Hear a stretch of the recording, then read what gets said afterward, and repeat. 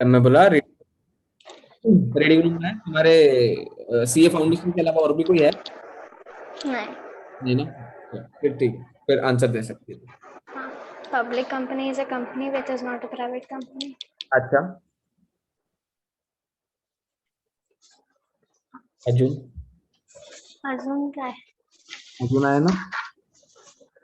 Section section का है, उसमें एक और पॉइंट है ना, कंट्रोल बोर्ड ऑफ डायरेक्टर्स वाला। 271 क्या? अच्छा अच्छा ठीक है, सॉरी, हाँ continue. Paid up share capital का एक पॉइंट बचा ना? हाँ, 50 लाख। है? क्या क्या क्या, मैं को नहीं अरे समझा।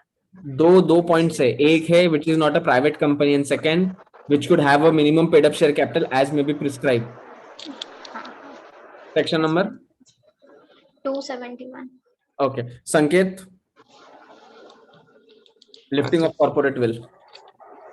Lifting of corporate veil sir, definition बताओ कि क्या? है? डेफिनेशन बताओ।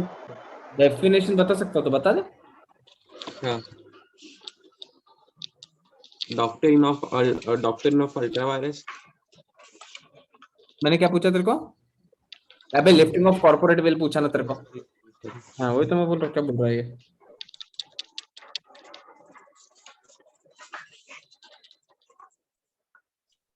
केसेस बता, एक्सेप्शंस। एक्सेप्शंस नहीं, sorry, in what cases will there be a lifting of corporate will?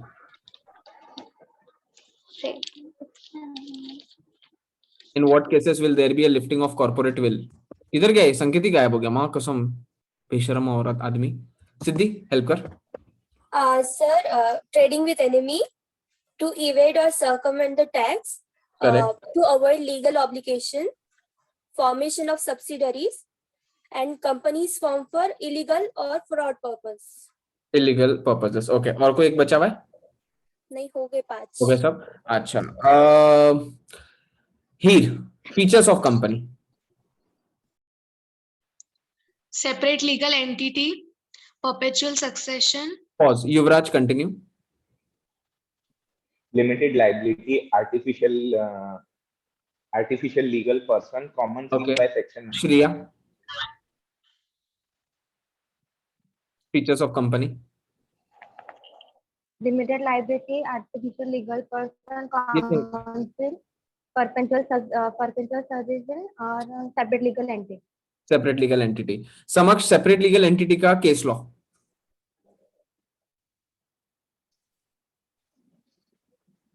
Separate legal entity का केस लॉ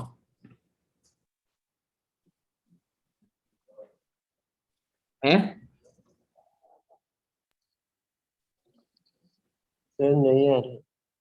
नहीं आ रहा? रिया, सेपरेट लीगल एंटिटी का case law. Salomon versus Salomon company limited. Salomon versus Salomon company limited. अच्छा, उसके बाद में classify the companies. Anisha. Sir मतलब कंपनीज कितने टाइप के हुई ना? Hmm, public company, private company, one person company, non profit organisation which is section 8 company, dormant company, foreign company, Nidhi company, government company. Okay. Shreya, what do you mean by a government company? Government company which is not a private company. A, It has मोटी, वो public company की definition है। तो Salomon versus Salomon corporate will का case law है ना sir? क्या क्या क्या क्या? Salomon versus Salomon corporate will का केस लॉ है। सेपरेट लीगल एंटिटी लीगल का एंटिटी, दूसरा कॉर्पोरेट विल एक ही बात हो गई। सेपरेट लीगल एंटिटी, उसका एक्सेप्शन जो आता है वो कॉर्पोरेट विल आएगा। आए तानी?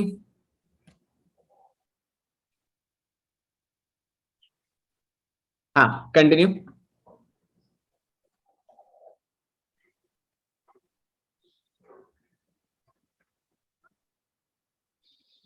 कार्तिक हेल्प कर। सर एक बार क्वेश्चन रिपीट करना। क्वेश्चन रिपीट करूं? एक काम कर, तो क्वेश्चन में मेरे को ये बता कि टाइप्स ऑफ कंपनी में गवर्नमेंट कंपनी की डेफिनेशन क्या होती है? गवर्नमेंट कंपनी में 51% hold by government which government? State government और सेंट्रल गवर्नमेंट। कितना परसेंट? स्टेट कितना, सेंट्रल कितना?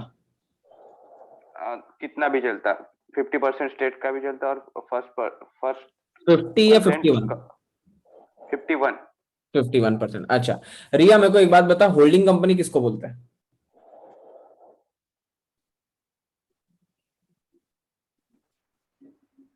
Section 2 subsection 46 defines holding company as a company of which subsidiary company of which a company is a subsidiary company and which has which controls the composition of board of directors and and has a stake of 1/2 of the % in another company. And है या और है? And you sure on this? हाँ, मतलब दोनों condition fulfil करना पड़ेगा तब जाके वो होल्डिंग बनेगी, या दोनों में से एक कंडीशन फुलफिल किया तो भी वो होल्डिंग बन जाएगी? दोनों। You sure? देख जाके क्या है पेज नंबर।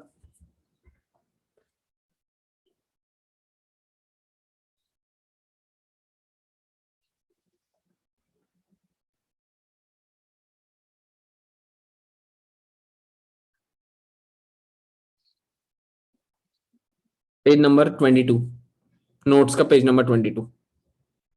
एंड है और है? और दोनों कंडीशन फुलफिल नहीं करनी है, दोनों में से कोई भी एक कंडीशन भी आप फुलफिल कर लेते हो तो आप होल्डिंग कंपनी बन जाते हो और सामने वाले इसका, आप सामने वाली कंपनी जो होती है वो सब्सिडरी बन जाती है। राधिका को अभी तक मिला नहीं? पक्का? वो देखो ऊपर जेठालाल का फोटो है, नीचे डब्बा है, हाँ वही वाला। ठीक है चलो। संकेत, नहीं एक मिनट, संकल्प, yes sir. Common seal compulsory है? नहीं सर। ऑप्शनल है? हाँ सर। उस पे साइन कितने लोग करेंगे? 2 डायरेक्टर्स या और? 1 डायरेक्टर और CS।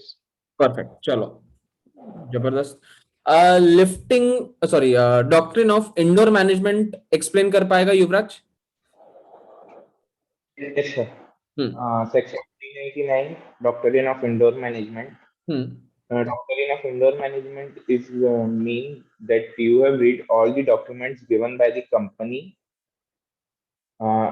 electrically or by taking by ROC.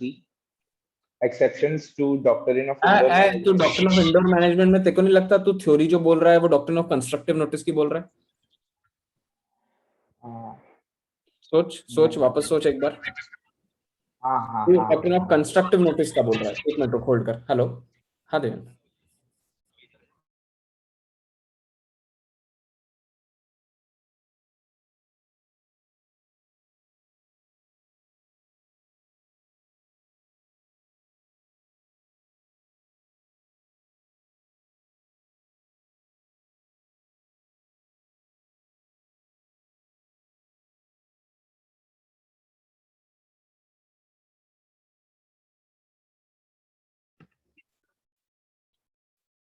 हाँ अब बोल युवराज।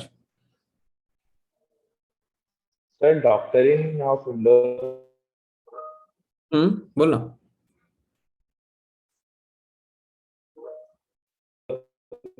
नहीं तेरी आवाज नहीं आ रही, तेरी आवाज नहीं आ रही, कुछ आवाज नहीं आ रही। राधिका हेल्प कर।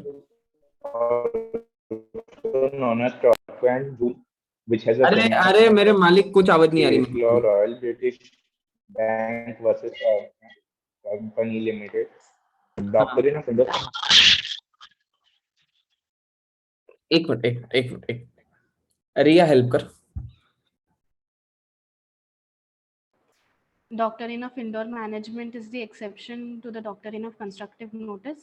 अच्छा, Second point, the doctrine of constructive notice in no sense means that the outsiders are deemed to have the knowledge of the internal affairs my God, of the both are English. company. हाँ Of the company. If the act is authorized by the articles of association, then the outsiders are presumed to have the knowledge of the internal affairs of the company, and the following exceptions, मतलब inapplicability के indoor management के inapplicability के लिए 3 following exceptions है। नहीं ना 3 है ना? 3 ही है क्या? अच्छा अभी तक आया नहीं दो। हाँ First is actual or constructive notice of irregularity. इसको एक्सप्लेन करूं? नहीं नहीं, हाँ, सेकंड सस्पिशन ऑफ इरेगुलरिटी अच्छा, और third forgery. Third case is forgery, okay. Government company को कौन डिफाइन करेगा? एनीवन? डोरमेंट? राधिका? नहीं नहीं, अब मेरे को लगा तो हाथ ऊपर कर रहे तो डिफाइन करने वाली है। मेरे को डॉक्ट्रिन ऑफ इंडोर मैनेजमेंट और कंस्ट्रक्टिव नोटिस में क्या डिफरेंस एक बार एक्सप्लेन करना है। एक बार एक्सप्लेन करता हूँ, एक बार एक्सप्लेन ऐसा करता हूँ कि डॉक्ट्रिन ऑफ कंस्ट्रक्टिव नोटिस जो है वो कंपनी के हित के लिए बना हुआ है। मतलब डॉक्ट्रिन ऑफ कंस्ट्रक्टिव नोटिस ये बोलता है कि ओ आउटसाइडर, जब भी तुम हमारी कंपनी में पैसा इन्वेस्ट करने आए थे या मेरी कंपनी के साथ में कोई भी कॉन्ट्रैक्ट करने आए थे या मेरी कंपनी के साथ में जुड़ने के लिए आए थे, तो हम ये अज्यूम करेंगे कि आपने हमारी कंपनी के बारे में सारा रिसर्च स्टडी किया होगा और उसके बाद ही आप हमारे कंपनी के साथ जुड़ रहे हो। इसके लिए कल जाके अगर आप हमारे साथ रिलेशनशिप में आते हो और आप कल जाके हमारे नाम पर बोम्बा बोम करते हो कि अरे आपने पहले नहीं बताया, तो हम ये बोलेंगे हमको थोड़ी पता था कि तुमने नहीं पढ़ा, तुम्हारी गलती। हमने तो यही अज्यूम किया था कि जब तुम हमारे साथ में कोई रिलेशनशिप में एंटर हुए थे तो you have all the knowledge about our company, you have read all the documents of our company, let it be MOA, let it be AOA, let it be prospectus or any other document. ये हो गया doctrine of constructive notice. Doctrine of constructive notice protects the company from the clauses of the outsiders, जबकि doctrine of indoor management is exact उल्टा of doctrine of constructive notice. Doctrine of indoor management ये बोलता है कि outsider जब भी कोई company के पास में कॉन्ट्रैक्ट करने आता है तो कंपनी को वो ये बोलता है कि भाई हम ऐसा अज्यूम कर रहे हैं कंपनी की तुमने अपने इंटरनल जो भी फॉर्मेलिटीज होगी वो पूरी कर ली होगी और उसके बाद में ही आप आउटसाइडर के साथ में कॉन्ट्रैक्ट करने के लिए आ रहे हो। तो doctrine of indoor management protects the outsider from the clauses of the company, जबकि doctrine of constructive notice protects the company from the outsider. एक में कंपनी बच रहा है बाहर वाले से, इंडोर मैनेजमेंट में बाहर वाला बच रहा है कंपनी से। क्लियर है? चलो, वेल इनफ, पढ़ के आए हो तुम, अब आ जाओ modes of registration of company. Page number है अपना 32।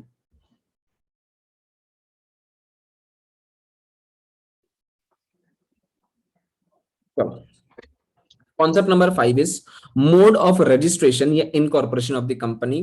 इंस्टीट्यूट की फेवरेट डेफिनेशन है प्रमोटर की डेफिनेशन। रिलायंस कंपनी है, रिलायंस कंपनी का जो प्रमोटर है, रिलायंस कंपनी का प्रमोटर कौन होगा? मुकेश अंबानी। मुकेश अंबानी प्रमोटर नहीं है, धीरूभाई अंबानी हमेशा प्रमोटर रहेगा। प्रमोटर मतलब ऐसा इंसान जिसने कंपनी स्टार्ट किया है। तो कंपनी स्टार्ट करने वाला इंसान जो है वो है धीरूभाई अंबानी और मुकेश अंबानी कंपनी चला रहा है। ठीक है, तो स्क्रीन दिख रही है तुमको? हाँ ना गधेड़ो, बोल लो रे। हाँ दिख रही है। हाँ। तो प्रमोटर मतलब, सर प्रमोटर मतलब होता क्या है? The Companies Act 2013 defines the term promoter where under section 2 subsection 69 which means a person who has been named in the prospectus, जिसका नाम prospectus में as a promoter लिखा गया हो वो, और is identified by the company in the annual return under section 92, या उसका नाम annual return में आया गया हो, annual return का section है section 92, या फिर second, a person who has the control over the work, who has control over the affairs of the company, whether directly or indirectly, whether as a shareholder or director or otherwise, या फिर तीसरा, in accordance with whose ADI, that is advice, directions and instructions, the board of directors of the company are accustomed to act. Accustomed to act मतलब होता है are compulsory to act. Sir ये तो reading कर लिया, इसका मतलब समझा दो। मतलब ऐसा है, सबसे पहले प्रोस्पेक्टस में या एनुअल रिटर्न में जिस भी बंदे का नाम एज अ प्रमोटर लिखा रहेगा तो वो प्रमोटर कहलाया जाएगा। सेकेंड, सर जिस इंसान का उस कंपनी पे होल्डिंग हो, उसके काम पर कंट्रोल हो, होल्डिंग मतलब शेयर्स का कंट्रोल, होल्डिंग नहीं, उसके कामों पर कंट्रोल हो कि तुम क्या काम करोगे, तुम क्या काम नहीं करोगे वो मैं तुम्हें बताऊंगा, वेदर डायरेक्टली कंट्रोल हो या इनडायरेक्टली कंट्रोल हो। या तो वो लार्जेस्ट शेयर होल्डर हो सकता है, या तो उस कंपनी के अंदर डायरेक्टर हो सकता है, या इसके अलावा और भी कुछ हो सकता है, जैसे इंडिपेंडेंट डायरेक्टर हो सकता है, नॉमिनी डायरेक्टर हो सकता है।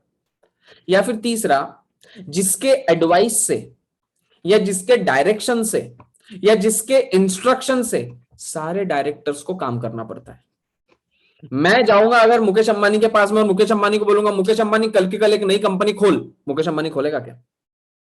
लेकिन अगर मुकेश अंबानी किसी और डायरेक्टर को बोलता है कि हमको एक नई कंपनी खोलना है, तो क्या उसको खोलना पड़ेगा? क्योंकि वहां पे जो मुकेश अंबानी है वो उस टाइम पर प्रमोटर बन के बैठा है। आइडियली वो प्रमोटर नहीं, वो डायरेक्टर है, बट मैं अभी के इस डेफिनेशन के हिसाब से तुमको समझाने की कोशिश कर रहा हूं। प्रमोटर तो वो इंसान होता है who starts the company, who seeds the idea of starting a new company, which was Dhirubhai Ambani. Tata company में Jamshedji Tata was the promoter, Ratan Tata is just a director और एमडी और CEO. Bill Gates is the promoter of Windows, Microsoft. Satya Nadella is CEO. Steve Jobs was the founder, was the promoter of Apple Corporation. Tim Cook is just a CEO of that company. तो मालिक ऐसा नहीं बोलेगा। अगर तुम CEO को मालिक बोलते हो तो वो हिसाब से तो गूगल का मालिक सुंदर पिचाई होना चाहिए, बट गूगल का मालिक सुंदर पिचाई नहीं है। सर्जी ब्रिन, लैरी पेज नाम से दो फाउंडर्स है, वो उसके प्रमोटर्स है जो जिंदा है। ठीक है, तो प्रमोटर्स और सीईओ दोनों में फर्क होता है, एक बात समझ के चलना है। प्रमोटर्स और सीईओ दोनों में फर्क होता है। प्रमोटर वो इंसान होता है जो कंपनी स्टार्ट करता है, और सीईओ वो इंसान होता है जो कंपनी रन करता है। जब प्रमोटर कंपनी स्टार्ट करता है तो जब तक वो प्रमोटर जिंदा है तब तक प्रमोटर ही सीईओ होता है, लेकिन प्रमोटर मर जावे तो सीईओ चेंज हो जाता है, लेकिन वो प्रमोटर कभी नहीं बन पाएगा। बचन में क्या हो गया? समझ तू सर क्यों फोड़ रहा अपना इतना? कुछ नहीं सर। और ऑल वेल ना? ये सर बाद में बता। हाँ, कोई इसे दुख वुख नहीं है ना? कोई बात नहीं, होते रहता है, ये उम्र में अक्सर होता रहता है। चौक के ज्यादा लोड वोड नहीं लेना, खाना वीना सब चालू रखने का अपना। तो संकेत को देख, कुछ फर्क पड़ रहा है क्या उसको? नहीं। फिर महीने में 25 बार होता है उसके साथ में, कुछ नहीं फर्क पड़ता भाई को। सत लौंडा है वो, तो टेंशन मत ले तू एक। पढ़ाई कर अभी चुपचाप। In simple terms, we can say that a person who forms the company are known as promoters. It is they who conceive, who starts the idea of forming the company. They take all the necessary steps for its registration. Registration? Company को register भी करवानी पड़ती है क्या? किसके पास जाकर register करवाएंगे? ROC के पास। Fourth and last, it should however be noted that the person acting only in professional capacity, example solicitor, बोले तो advocates, banker, accountant are not regarded as promoter. Sir एक इंसान है जो इधर भाग रहा है, उधर भाग रहा है, ये काम कर रहा है, वो काम कर रहा है, कंपनी स्टार्ट होने में हेल्प कर रहा है, वो प्यून था, इधर का जेरोक्स लेकर आ रहा है, उधर सबमिट करने जा रहा है, ये कर रहा है, वो कर रहा है, इसका मतलब उसको मेहनत कर रहा है कंपनी स्टार्ट करने के लिए, तो उसको प्रमोटर बना दोगे? सर वो अपने प्रोफेशनल कैपेसिटी में काम कर रहा है, उसको पैसे दिए जा रहे हैं उस काम के लिए। तो अगर एक सीए को पैसा दिया जा रहा है कि ये लो आप मेरे को सारे डॉक्यूमेंट्स वगैरह जो है जो आरओसी में फाइल करवा के दे दो, तो मैं बहुत काम कर रहा हूं कंपनी स्टार्ट करने के लिए, तो क्या मैं मालिक बन जाऊंगा कंपनी का? अरे सर मेरे को हायर किया गया है, जस्ट बिकॉज मुझे हायर किया गया और जस्ट बिकॉज मैं इस कंपनी के लिए काम कर रहा हूं कंपनी स्टार्ट करने के लिए, तो मैं लीगल फॉर्मेलिटीज भर रहा हूं सर, इससे मैं कंपनी का मालिक नहीं बन रहा हूं। फर्क है दोनों में, क्लियर है? ओके। इनकॉर्पोरेशन ऑफ, हाँ सर इनडायरेक्टली रूल मतलब कैसे? क्या क्या सर उसमें लिखा है ना कि डायरेक्टली और इनडायरेक्टली डेफिनेशन में ना? हाँ, तो इनडायरेक्टली कैसे करेंगे? इनडायरेक्टली कैसे करेंगे?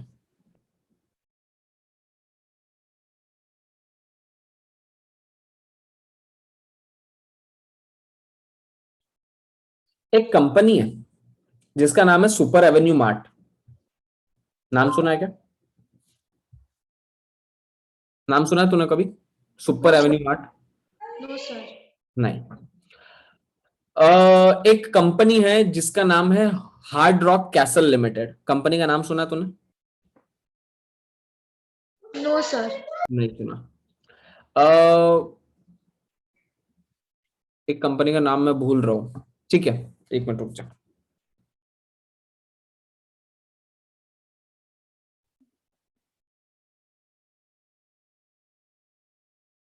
हाँ, एक कंपनी, हीर किधर गई तू?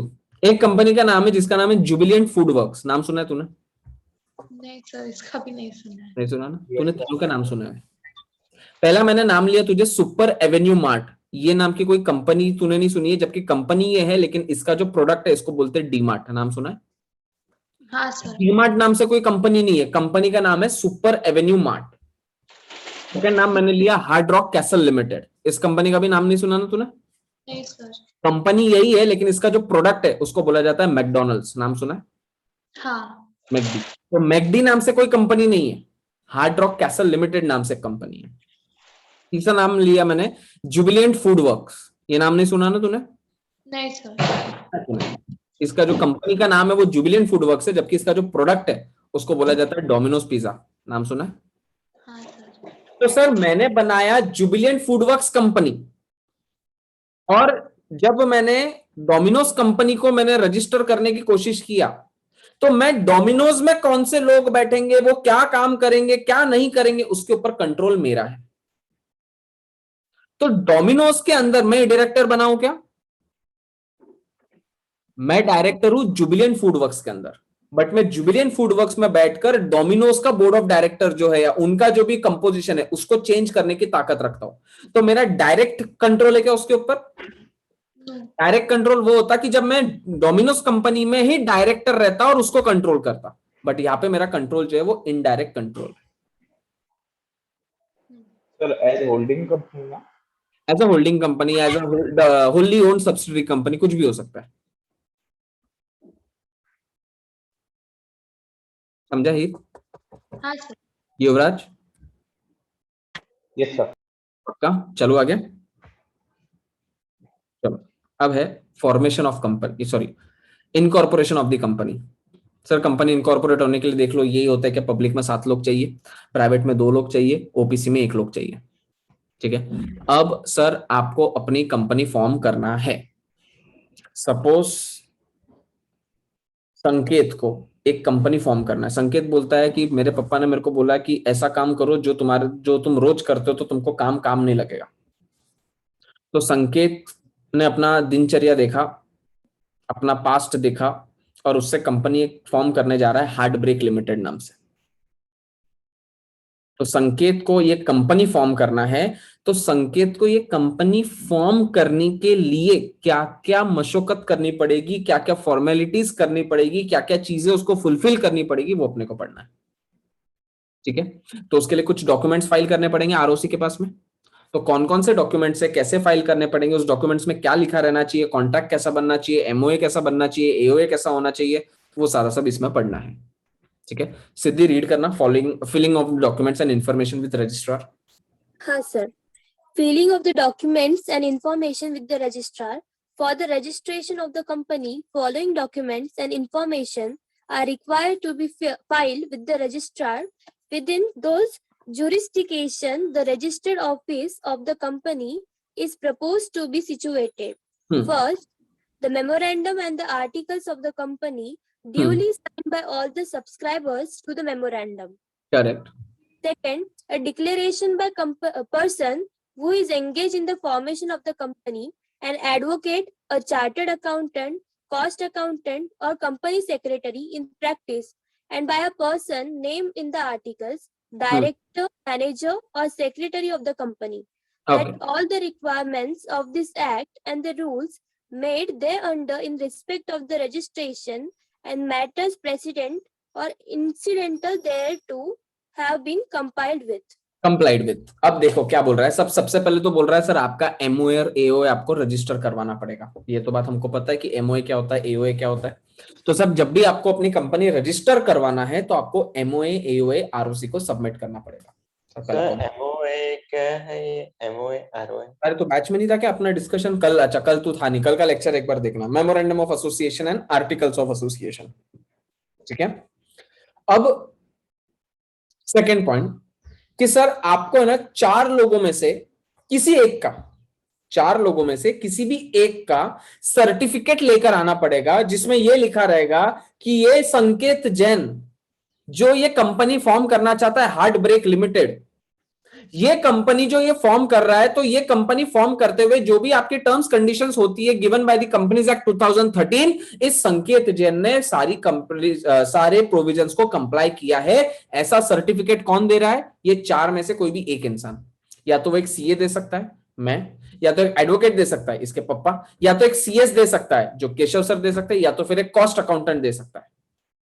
चार में से कोई भी एक इंसान, या तो सीए, या तो सीएस, या तो सीएमए, या तो एक एडवोकेट, इन चार में से कोई भी एक इंसान के पास जाने का, उसके पास से सर्टिफिकेट लिखवा के लेने का कि देख भाई तू आके देख ले मैंने सब बराबर किया ना, तो मेरे को एक सर्टिफिकेट लिख के दे दे कि OROC मैं सीए राहुल गांधी अपने होशो आवाज में संकेत जैन के सारे डॉक्यूमेंट्स को वेरीफाई करने के बाद ये सर्टिफिकेट देता हूं कि संकेत जैन जो प्रमोटर है ब्रेक हार्ट ब्रेक लिमिटेड का, उसने सारी कंडीशंस 2013 कंपनीज एक्ट 2013 की फुलफिल किया है, dated, sign, membership number, stamp.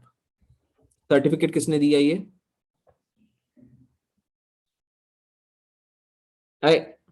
Certificate किसने दिया? CACS, CA, cost accountant, CS, cost accountant या एडवोकेट। solicitor. सॉलिसिटर मतलब एडवोकेट। चलो तीसरा,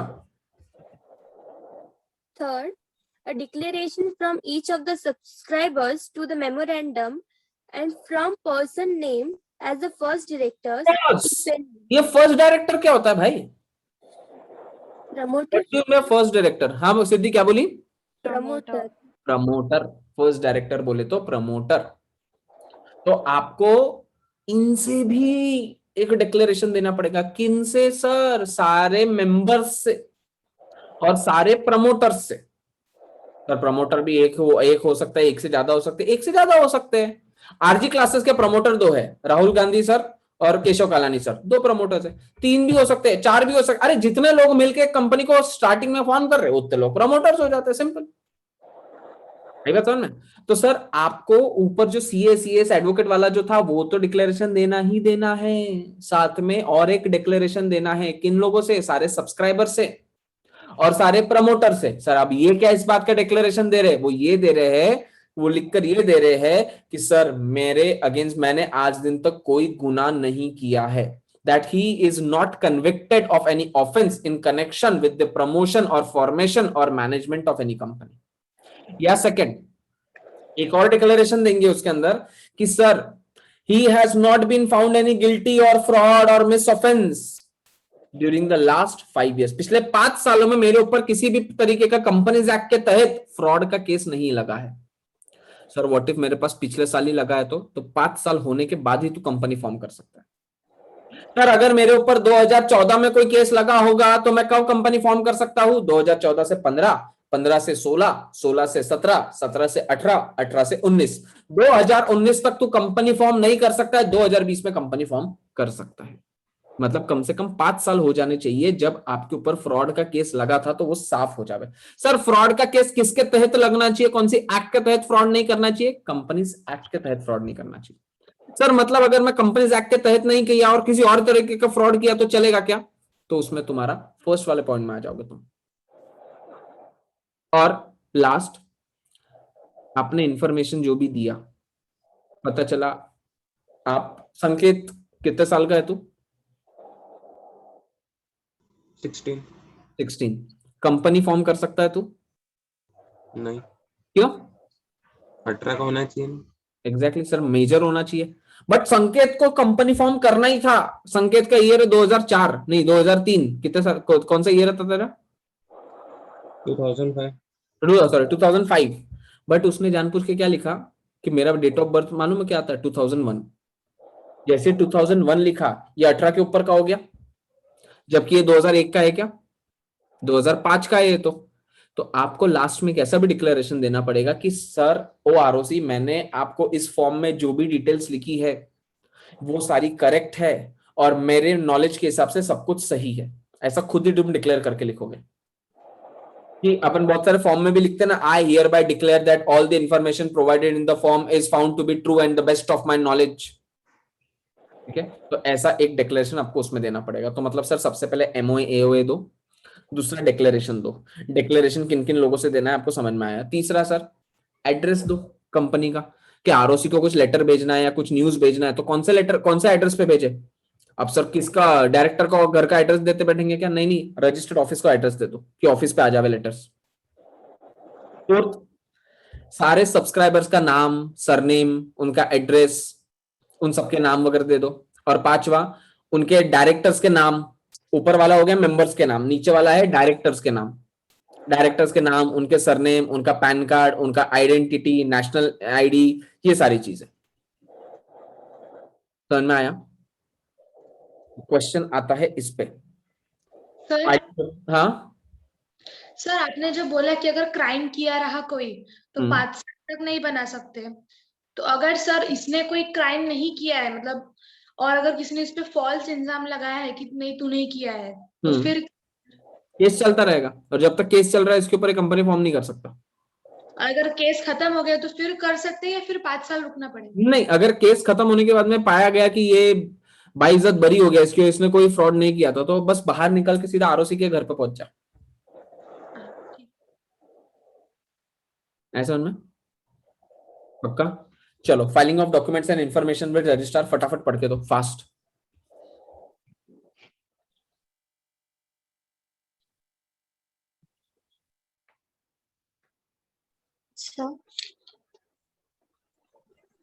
हाँ, डिक्लेरेशन तो अपन सीए, सीए, सीएमए और एडवोकेट से लेंगे, एंड उसके बाद में यहाँ पे क्या लिखा, and by person name in articles, director, managers, CS और सीएस ऑफ द कंपनी, ऐसा लिखा है। हाँ, ऊपर में promoters, a declaration by a person who is engaged in the formation of the company and by a person named in the articles, मतलब वो जो डायरेक्टर है, मतलब एक आप मुझसे लोगे सर्टिफिकेट और एक आप खुद ही डिक्लेयर करोगे कि हमने जो भी हमको पता था हमने सब सही तरीके से कर दिया कर। अच्छा, तो वो कोई भी डायरेक्टर, मैनेजर या सीएस से हो सकता है? Yes yes yes.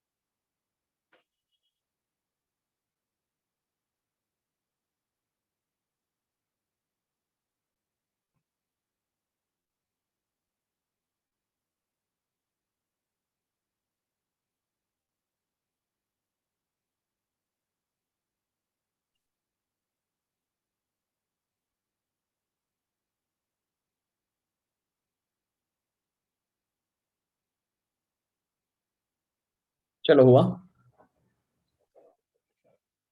हाँ?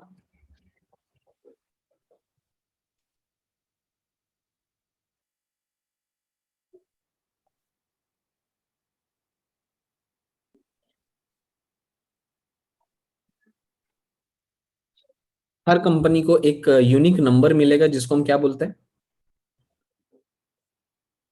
Company identification number. Company identification number या कॉर्पोरेट आइडेंटिटी नंबर, कुछ भी बोल सकते हो तुम। ठीक है,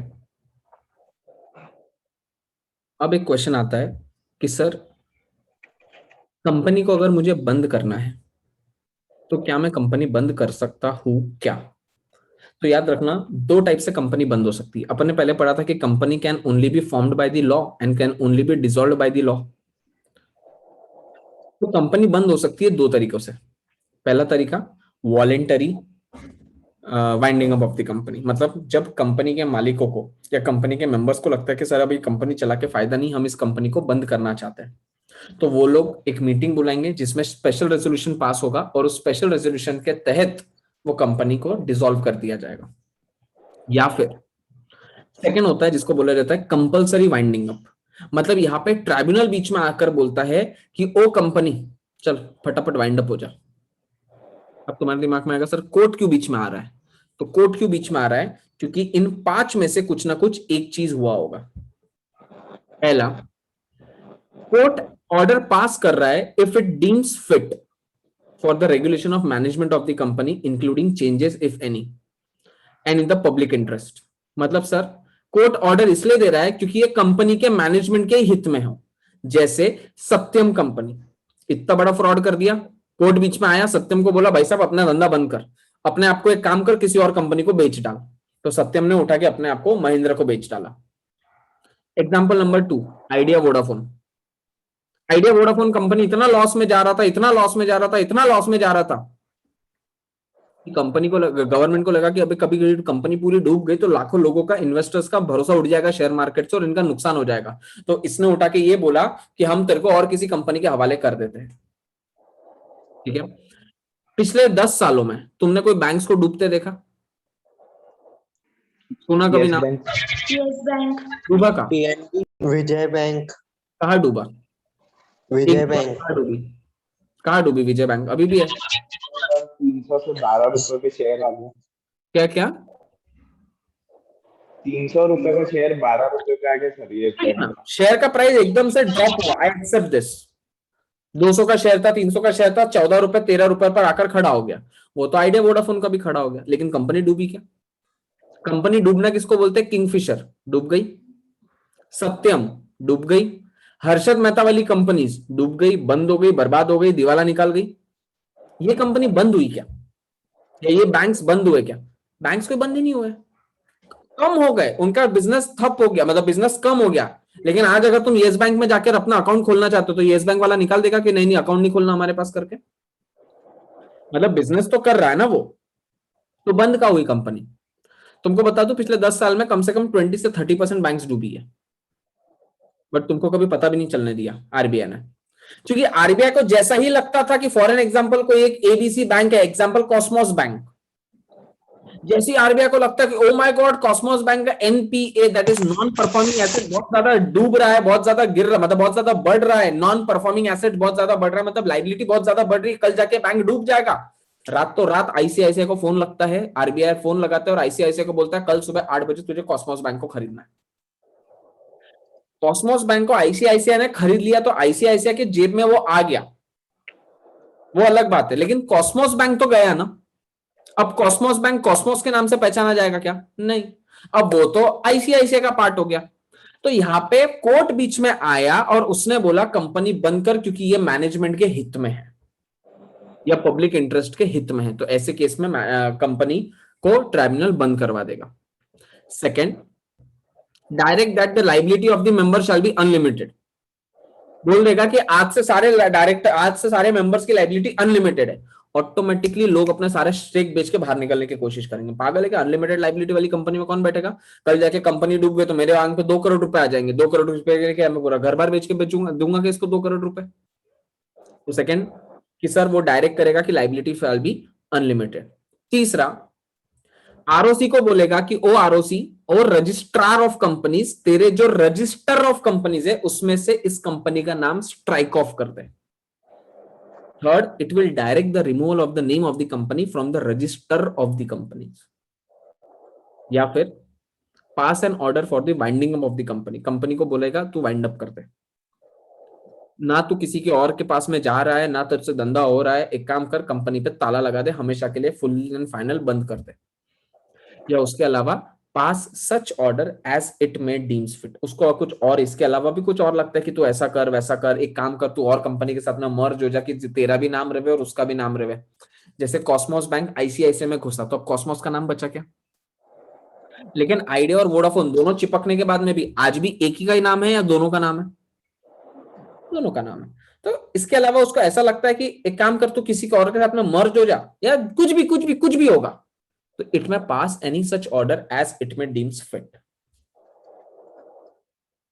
सर हाँ सर, हर्षद मेहता वाली कौन सी कंपनी थे? हर्षद मेहता वाली बहुत सारी कंपनी है, मुझे तो नहीं पता, मेरे को 2-3 नाम पता है। एक निशा सिंथेटिक्स है, एक एवीपी पेट्रोकेमिकल्स है। अगर तुमने वो स्कैम 1992 देखा होगा तो उसमें एक एम नाम से भी कोई कंपनी थी, माजगाओ या ऐसा कुछ तो भी नाम है उसका, माजदा तो अभी वाली कंपनी पता नहीं, एक और कोई तो भी कंपनी, ये तो मेरे को इतने पता है। उसकी टोटल आई गेस 29 कंपनीज थी जो शेल कंपनीज थी, फेक कंपनीज थी वो। जो उस टाइम पे शेयर्स उसने बांटे, धड़ल्ले से बांटे, बट वो कंपनी फेक कंपनी थी बेसिकली। तो कंपनी, ट्राइब्यूनल बीच में आया और कंपनी उसकी बंद करवा दी। अच्छा। समझा? मुझे एक बात बताओ,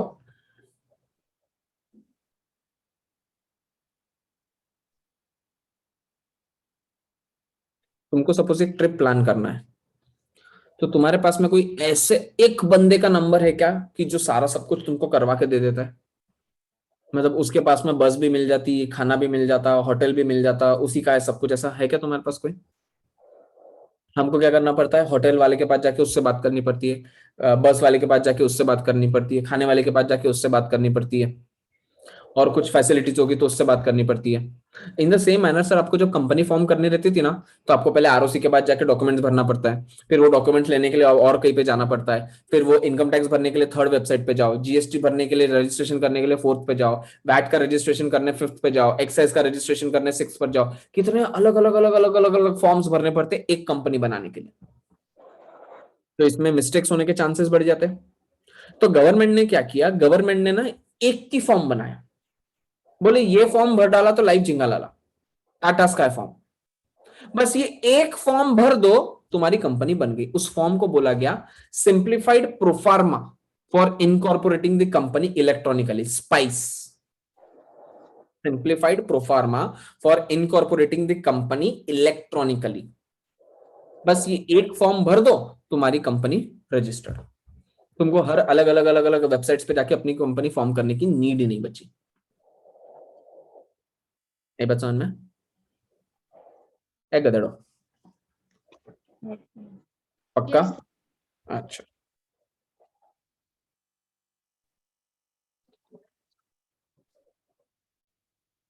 इसके केस लॉस पढ़ने पड़ेंगे। क्या क्या केस लॉस इसके नहीं पढ़ना, सिर्फ सैलमन वर्सेस सैलमन पढ़ना है।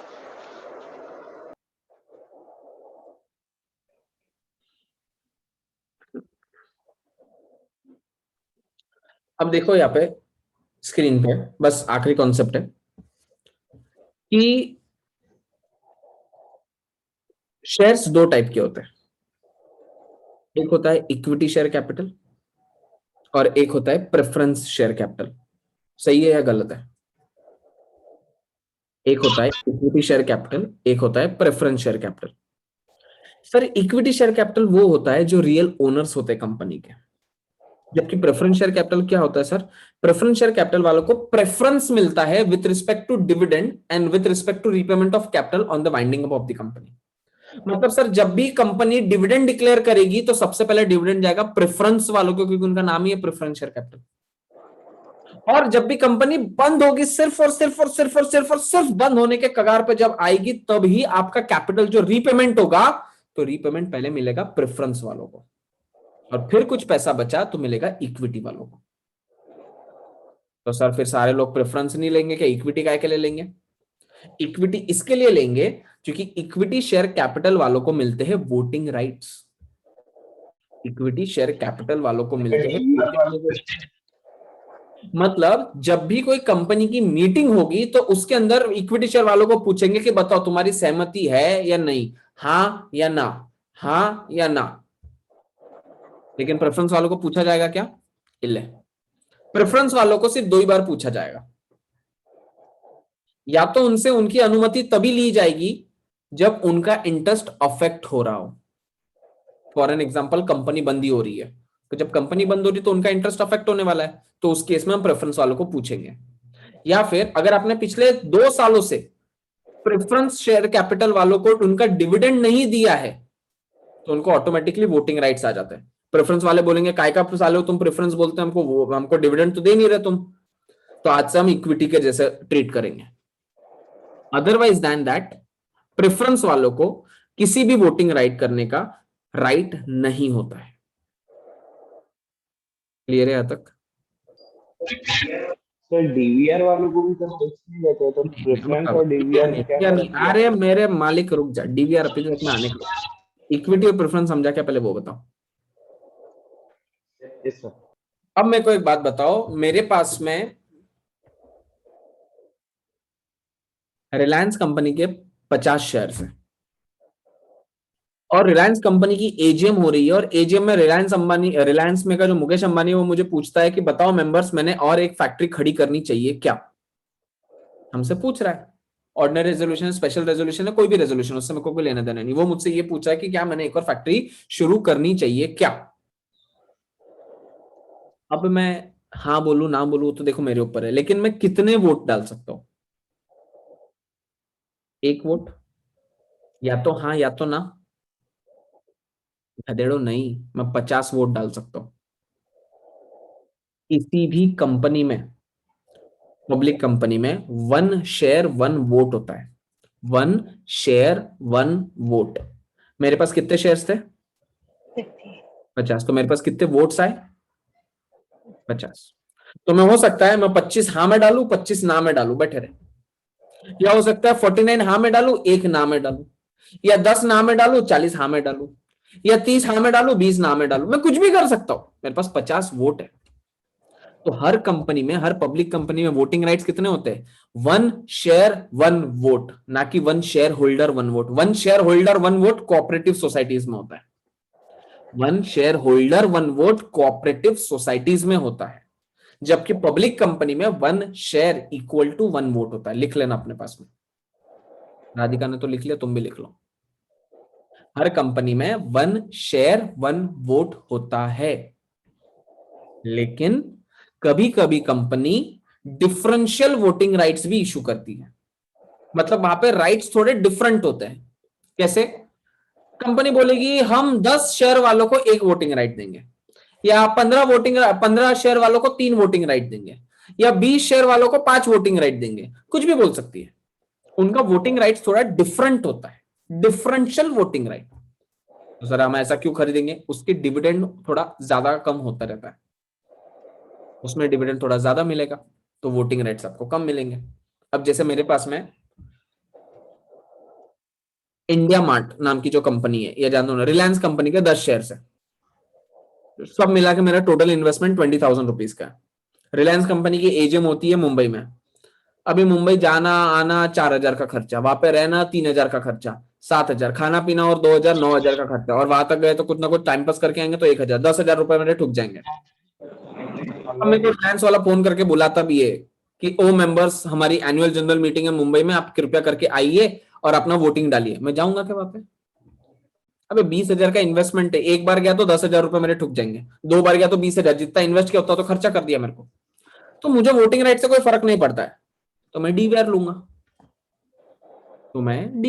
सिंपल। ठीक है समझ में? तो सर डीवीआर क्यों लेते हैं? किसी किसी को वोटिंग राइट से बहुत इंपैक्ट नहीं होता है, इट्स ओके। हमने इतना वोट नहीं डाला तो भी चलता है, कंपनी चल रही है ना, अपना काम कर रही है ना, करने है वो कंपनी को। मुझे क्या करना है? मुझे तो प्रॉफिट कमाना है बस, ऐसा। समझा ये बात? पक्का? ओके, होमवर्क मार्क करो। शेयर कैपिटल, होमवर्क मार्क करो। शेयर कैपिटल, ये जो है इक्विटी प्रेफरेंस जो अपन ने बोला, ये वही वाली चीज है, बस वो एक ही पेज पढ़ना है तुमको और कुछ नहीं पढ़ना है। ठीक है? अब एक लास्ट कॉन्सेप्ट, किधर गया ये? हाँ, concept number 7, classification of capital. Ideally मैंने पढ़ाना नहीं चाहिए, तुमको पता है ये सारी चीजें, बट स्टिल एक बार मैं वापस एक बार रिव्यू कर लेता हूँ। मेरे को बात बताना, इधर इधर आ रहा राधिका, इधर। सब लोग अपना कैम ऑन रखो। बस हो गया, चैप्टर एंड हो गया। कैम ऑन रखो।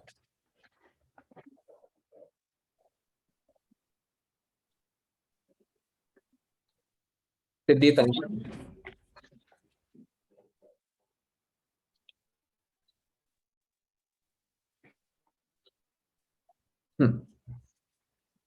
मुझे एक कंपनी फॉर्म करना है। इसके लिए मैं जब फर्स्ट टाइम कंपनी में जो शेयर्स मार्केट में ला रहा हूं उसको क्या बोलते हैं? अनम्यूट अनम्यूट कर दो सब। Initial public offering. ठीक है, तो एक मिनट।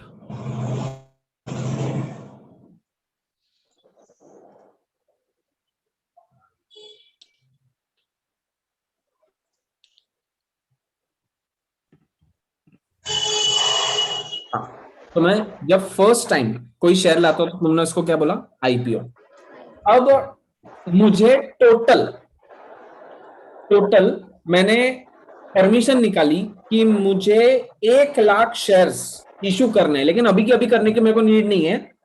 अपने पूरे इस कंपनी के जीवन काल में या अगले 10 साल में मुझे ऐसा लगता है कि टोटल 1,00,000 शेयर्स मैंने फ्लो करने मार्केट में। तो ये जो मेरा maximum amount of share capital which I can float in the market, maximum amount of capital which I can float in the market, ऐसे कैपिटल को क्या बोला जाता है? Authorise share capital. इतना मुझे अथॉरिटी है कि इतना मैं मार्केट में अपने शेयर्स फ्लोट कर सकता हूं, बराबर। लेकिन अभी एज ऑफ नाउ मेरे को 1,00,000 शेयर्स फ्लोट करने की नीड नहीं है। अभी मुझे जो मार्केट में फ्लोट करने हैं वो अराउंड करने हैं 70,000 शेयर। तो 30,000 मैं कभी और बाद में करूंगा, अभी इतने के पैसों की मेरे को नीड नहीं है। तो 70,000 शेयर्स मैं मार्केट में फ्लोट करने जा रहा हूं। तो ये कौन सा शेयर कैपिटल हुआ? Issued share capital. इतने मैंने शेयर्स इशू किए, लेकिन एक दुकान में उसने डिस्प्ले में 10 पैकेट लगाए होंगे बेचने के लिए, तो 10 के 10 पैकेट बिक जाएंगे क्या? लोग खरीद लेंगे 10 के 10 पैकेट। तो लोगों ने, मैंने जब उनको कितने दिए थे, 70,000 शेयर्स दिए थे, तब लोगों ने मुझसे खाली 85,000 शेयर्स खरीदे। तो मेरा 50,000 कौन सा हुआ कैपिटल? Subscribed share capital. इतने 50,000 शेयर्स लोगों ने सब्सक्राइब किए मुझसे। क्लियर है? अब ये जो शेयर्स थे, ये टोटल जो 50,000 शेयर्स थे वो 1 रुपए का था या 10 रुपए के शेयर्स थे, तो 50,000 इंटू 10, 5 लाख रुपए का टोटल शेयर कैपिटल था मेरा। इस 10 रुपए में से मैंने अभी खाली उनसे 3 ही रुपया मंगवाया, पर शेयर 3 ही रुपया मंगवाया। 50,000 इंटू 3, 1.5 लाख रुपए ही मंगवाया 5 लाख में से। तो इसको क्या बोलते हैं? Call on shares. कॉल किया, फिर और 3 रुपए के लिए कॉल करूंगा तो कॉल ऑन शेयर्स, और 3 रुपए के लिए करूंगा तो कॉल ऑन शेयर्स, और लास्ट में कितने रुपए का कॉल करूंगा? फाइनल कॉल 1 रुपए का। 3 9 रुपया और 1 रुपया 10 रुपया। अब सपोज हीर ने पहले 3 रुपए दिए, फिर कॉल किया 3 रुपए दिए, फिर कॉल किया 3 रुपए दिए, अब आखिरी 1 रुपया वो दे ही नहीं रही मुझे। 1 कॉल किया, 2 कॉल किया, 3 कॉल किया, 4 कॉल किया, कॉल ही कॉल कर रहा हूं, लेकिन वो 1 रुपया दे ही नहीं रही है। तो मैं क्या करूंगा? शेयर्स फोरफिट कर लूंगा, शेयर्स पच्चम कर लूंगा। क्लियर है? लेकिन वहीं पे कार्तिक बड़ा मानुस है अपना। कार्तिक बोलता सर ये है ना, बार बार चिंदी पने मत करो कि 3 रुपए मंगवाओगे, फिर 3 रुपए मंगवाओगे, फिर 3 रुपए मंगवाओगे, फिर 1 रुपया मंगवाओगे, एक बार में पूरे 10 रुपए ले लो। फर्स्ट कॉल कितने रुपए का किया था मैंने? 3 रुपए। जबकि इसने मुझे कितने रुपए दे दिए कार्तिक ने? 10। तो ये जो ऊपर का 7 रुपए, इसको मैं क्या बोलूंगा? एडवांस। क्लियर? और हीर जो मुझे 1 रुपया नहीं पे कर रही थी, उसको मैं क्या बोलूंगा? All in arrears. अरे कुछ समझ रहा है क्या? 11th वालों तुमको नहीं समझेगा अगर, तो भी तो एक बार का ठीक है, क्योंकि तुम्हारा शुरू होने की है वो सारी चीजें। बट आई होप जो 12th वाले उनको तो भी ये चीज पता होनी चाहिए। ठीक है? तो मेरे पास में इस आईपैड में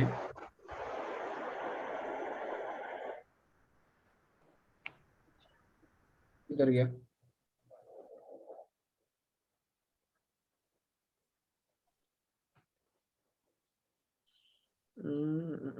हाँ स्क्रीन नहीं दिख रही है तुमको? कैसे दिखेगी? मैंने दिखाई नहीं तुमको।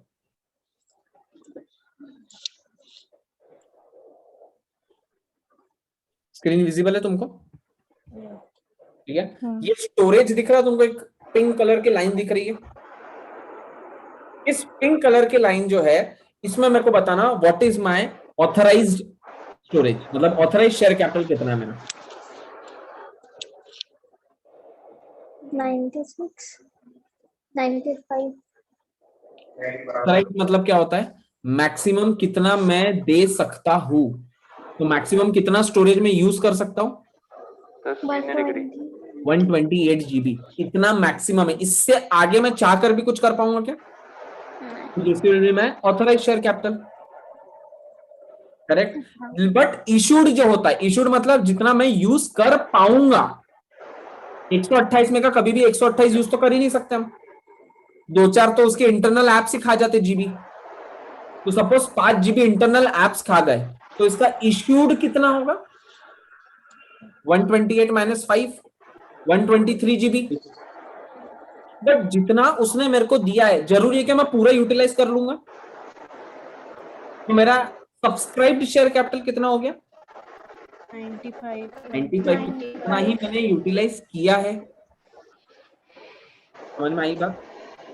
मतलब समझ रहा तुमको कि कैसे तुमको समझना है कि इशूड कितना होता है, सब्सक्राइब कितना होता है, ऑथराइज कितना होता है। क्लियर है? और तुमको बता दूं प्रीति का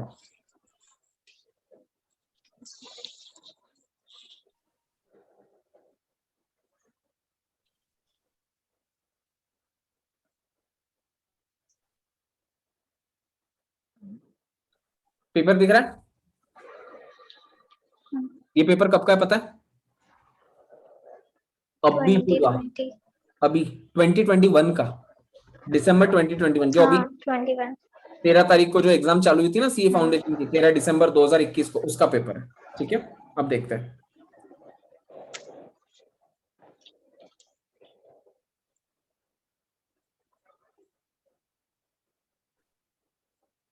इसका ये कौन सा है? फर्स्ट का बी वाला। AK Private Limited has borrowed 36 crore from BK Finance Limited. However, as per the memorandum of AK Limited, the maximum borrowing power of the company is 30 crores. जबकि उसने borrow कितना किया? 36. Examine whether AK Private Limited is liable to pay his debts. Take the remedy if available to BK Finance Limited. कौन सा लगा?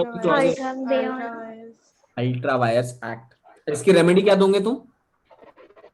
Alter कर दो, alter कर दो। सर आपकी औकात के ऊपर काम किया, आपकी औकात 30 करोड़ की थी, आपने औकात पे काम किया 36 करोड़ की। आप अपने औकात के ऊपर चले गए, मतलब अल्ट्रा वायर्स एक्ट कर गए। अब कोई भी अल्ट्रा वायर्स एक्ट को आपको अगर अप्रूव करवाना है तो आपको क्या करना पड़ेगा? आपके जो भी मेमोरेंडम ऑफ एसोसिएशन है उसको ऑल्टर कर दो by passing what? Resolution in the general meeting, और अपनी औकात जो है वो 36 करोड़ की कर लो, हो गया। तो 36 का 40 नहीं कर सकते क्या? कुछ भी कर सकते हो, तुम्हारी मर्जी, बस 36 तो भी मिनिमम रखना। 40 रखो, 400 रखो, 5000 रखो, हमसे हमको क्या लेने देना। Simple question, simple answer, 4 mark का क्वेश्चन है। करेक्ट। अब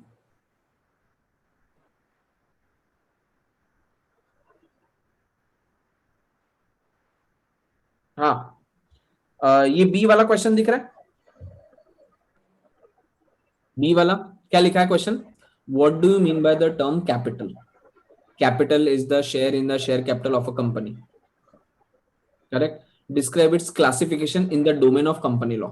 बताओ भाई, कैपिटल का क्लास डोमेन क्या लिखोगे तुम? Classification of capital. अच्छा, ये वाला ऑथराइज्ड कैपिटल। करेक्ट। फिर subscribed, issued, subscribe, issue, called up capital, call in arrears, call in advance, paid up capital.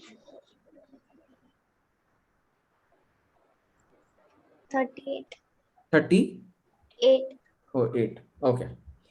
Concept number 7, नाम ही क्या है, हेडिंग क्या लिखी है? Classification of capital. अच्छा, ये नोट्स को मैंने पेपर के बाद तो बनाई नहीं, तुम्हारे पास ये नोट्स पिछले 6 महीनों से पड़ी है। यही है तुम्हारे पेज नंबर 38 पे लिखा हुआ क्लासिफिकेशन ऑफ कैपिटल। क्या लिखा है इसमें? और क्वेश्चन भी देख लो। In the domain of the company law the term capital is used in the following senses. आया word in the domain of the company law? Nominal capital या authorise capital, issued capital, subscribe capital, called up capital, paid up capital. 6 mark का question है। उनको बोला है कि जो भी आएगा अपने नोट्स के बाहर का नहीं आएगा पेपर। जो अपनी नोट्स है वो ग्रंथ है, वो बाइबल है, उस नोट्स के बाहर तुमको कुछ नहीं पढ़ने की जरूरत है। समझ में आई ये बात? कुछ दिक्कत, कुछ डाउट है इसमें? श्योर? ओके। अब तुम्हारी सीए फाउंडेशन की और तो कोई टेस्ट है नहीं? 31st परसों ना, क्या? हमारे ये भी है 30 को, 30 को है ना, 31st को बोल रहा मैं तो। एक दिन 2 साल पर। अच्छा 2 तारीख को दे दो, चलो संडे सबको। तुम कौन सी क्लास में हो उस समय को कोई लेना देना नहीं, जब तुम ये क्लास में हो तो मैं तुमको ये क्लास का स्टूडेंट एक्सपेक्ट करता हूँ। तो everybody has to give the test of Companies Act पूरा, जो इस नोट्स में है वो पूरा, on 2nd of January 2022। Done? ठीक, चलो तो 2 तारीख को अपनी टेस्ट है कंपनीज एक्ट 2013 पे, पूरे इस पे, ठीक है। चलो अब अपना नेक्स्ट सेशन रहेगा नेक्स्ट मंडे, ट्यूसडे वेडनेसडे वाला जो था वो खत्म हुआ। अपनी जो टेस्ट है वो है नेक्स्ट मंडे। और जो बच्चे 11th में थे जिनका मैंने बोला था एसपी का, तुम्हारा एसपी का जो कंपनीज एक्ट था वो खत्म हुआ। तुमको तुम्हारी एसपी की बुक से पढ़ना है। तुमको जो पेपर दूंगा, संकेत, सिद्धि, समक्ष, और कौन है, तनीषा, संकल्प नहीं, तुमको जो पेपर है वो तुम्हारा 11th का आएगा। तुमको तुम्हारा पेपर 11th का रहेगा। 12th और सीए फाउंडेशन वालों को सीए का रहेगा, ठीक है। तो तुमको तुम्हारी बुक से पढ़ना है, क्योंकि पेपर मैं तुम्हारी बुक का दूंगा। सर आपने तो बोला था 11th में कुछ लर्न करने की जरूरत नहीं है। तुमको पता है कि ये 11th का नहीं है, ये 11th में भी है, पूछ लो 12th वालों को कि ये 12th में भी है, और पूछ लो सीए फाउंडेशन वालों को ये सीए फाउंडेशन में भी है, और पूछ लो मुझे ये सीए इंटर में भी है। तो 11 से लेकर सीए इंटर तक सारे लेवल्स पर है ये। हाँ सर मैं बोल रहा था जो प्रिपरेशन करना पड़ेगा वो फर्स्ट लेसन, ये सेकंड लेसन का ही करना पड़ेगा ना? हाँ, जॉइंट स्टॉक कंपनी, क्या जॉइंट स्टॉक कंपनी, जितना वो टॉपिक है टाइप्स ऑफ कंपनी बस उतना ही? यस सर वो तो छोटा सा है, फिर कैसे मैं समझ में बताता हूँ, मैं बताऊंगा तेरे। Yes sir. नहीं इसमें छोटा सा क्या है, पूरी कंपनीज एक्ट है ना उसके ऊपर अपने पास। तो दो पेज का ही है ना? नहीं रुक एक मिनट, देखने दे मेरे को।